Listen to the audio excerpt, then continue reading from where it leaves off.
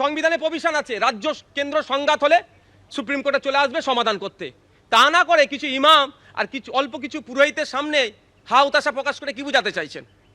অমিত শাহজির বিরুদ্ধে মামলা করুক, আর যদি না মামলা করতে পারে দায়িত্ব আমাকে দিক, রাষ্ট্রের পক্ষ থেকে, রাজ্যের পক্ষ থেকে আমি মামলা করব। Introducing 7 Ocean, a lipstick that is absolutely you. 7 Ocean from the house of Kukumuni.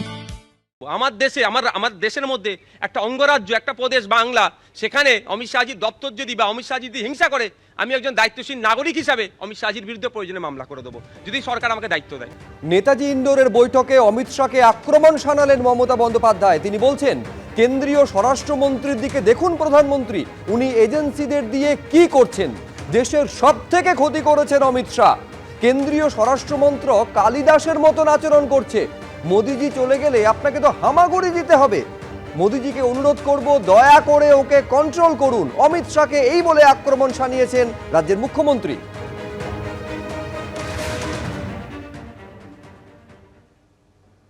बहुत रुपया है, पूरा हिंदुस्तान में जितना नेटवर्क है सब बंगाल मक्का खिलाफ में लिखता है। जितना भी आईटी सेक्टर है उसका, वो सब अमित शाह का कंपनी ज्यादा है। ये आप लोग को ध्यान होना चाहिए, उसका इसका साथ बराबर संपर्क है।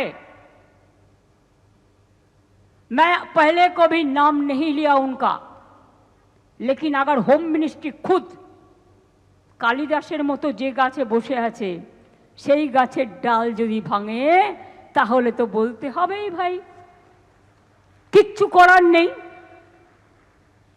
इतना जल्दीबाजी आपका क्यों है? आप तो प्राइम मिनिस्टर कभी नहीं बनेंगे।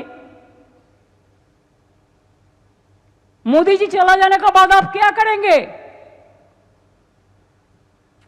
आपको तो আপনাকে তো হামাগুড়ি দিতে হবে। সবচেয়ে দেশের ক্ষতি করেছেন আপনি।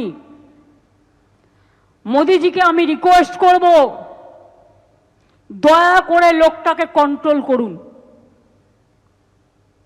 সমস্ত এজেন্সিকে দিয়ে দিয়েছেন ওনার হাতে, আর উনি সমস্ত প্ল্যান তৈরি করছেন।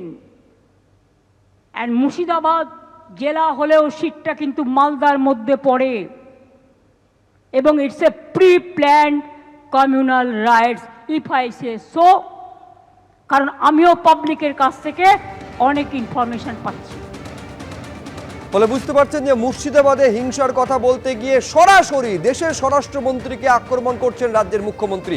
এবার বিজেপির তরফে কি জবাব দেওয়া হচ্ছে, কি বলছেন শ্রমিক ভট্টাচার্য, দেখুন। কেন্দ্রীয় স্বরাষ্ট্রমন্ত্রীর স্বাভাবিক নেতৃত্বকে উনি মেনে নিচ্ছেন।